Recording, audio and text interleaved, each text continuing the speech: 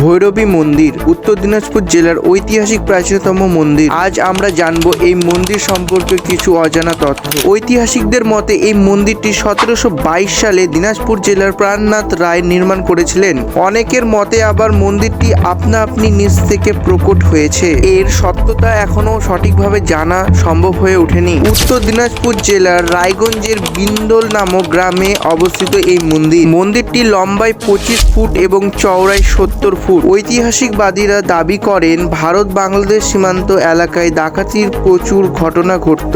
সেই সময় দুষ্কর্মের আগে এই মন্দিরে পুজো দেওয়াই ছিল ডাকাতদের রীতি। ভেতরে প্রতিষ্ঠিত দেবী ভৈরবীর কাষ্টি পাথরের মূর্তি। মন্দিরের গায়ে ছোট আকারের টেরাকোটা লম্বিত নানা ধরনের নকশা। মন্দিরটির পাশেই সম্প্রতি স্থানীয় প্রশাসনের উদ্যোগে নির্মিত হয়েছে শিবলিঙ্গ। 2010 সালে জরাজীর্ণ জঙ্গলে ঘিরে থাকা মন্দিরটি সংরক্ষণের কাজ শুরু হয় পশ্চিমবঙ্গ হেরিটেজ কমিশনের উদ্যোগে। বর্তমানে রাখি পূর্ণিমার দিন বাৎসরিক পুজো অনুষ্ঠিত হয় এই মন্দিরে। উত্তর দিনাজপুর, দক্ষিণ দিনাজপুর কিংবা মালদা ছাড়াও বিহার রাজ্য এমনকি বাংলাদেশ থেকেও এই বাৎসরিক পূজায় অংশ নিতে আসেন বহু মানুষ।